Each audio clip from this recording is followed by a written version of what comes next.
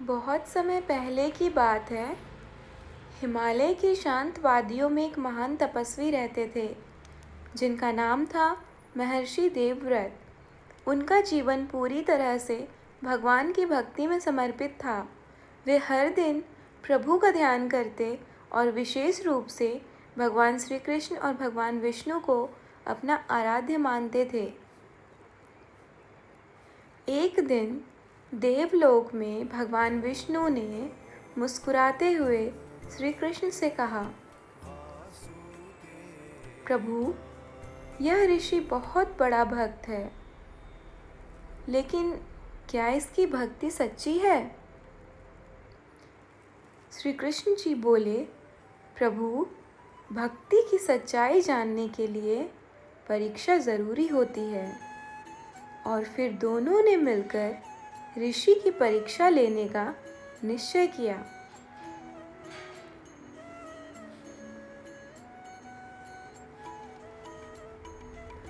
पहली परीक्षा।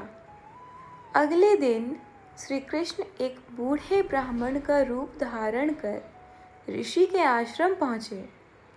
वे बहुत थके और भूखे दिख रहे थे। उन्होंने कहा, हे ऋषिवर, मैं बहुत भूखा हूँ, क्या मुझे भोजन मिलेगा? ऋषि देवव्रत ने तुरंत उनका स्वागत किया और बोले, अतिथि तो भगवान का रूप होता है। उन्होंने अपना सारा भोजन उस ब्राह्मण को दे दिया और स्वयं ही भूखे रह गए। श्री कृष्ण मन ही मन मुस्कुराए।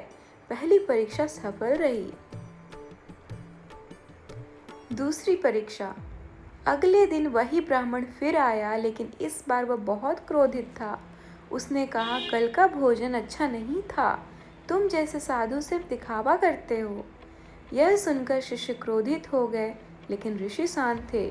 उन्होंने विनम्रता से कहा, यदि मुझसे कोई गलती हुई है तो क्षमा करें, आज मैं और अच्छा भोजन बनाऊंगा।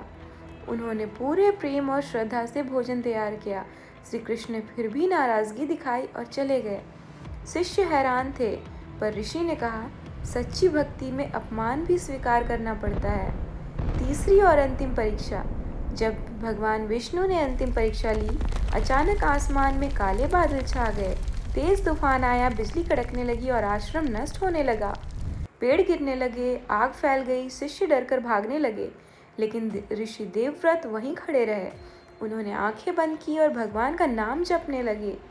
तभी वह ब्राह्मण फिर आया और बोला, देखो ऋषि, सब कुछ नष्ट हो रहा है, अब तुम्हारी भक्ति तुम्हें बचा सकती है। ऋषि शांत स्वर में बोले, मेरी भक्ति किसी लाभ के लिए नहीं है, यह तो प्रभु के प्रति सच्चा प्रेम है। जो भी हो रहा है वो इनकी इच्छा से है।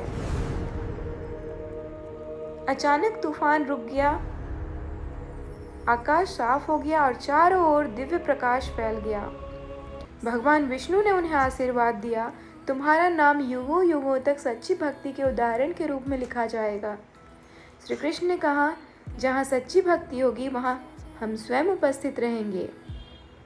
सच्ची भक्ति वही है जो हर परिस्थिति में अटल रहे, न अपमान से टूटे, न कठिनाइयों से डरे। तो इस वीडियो में इतना ही। अगर आपको मेरी वीडियोज़ अच्छी लगती है तो लाइक, सब्सक्राइब, कमेंट और शेयर ज़रूर करें। राधे राधे।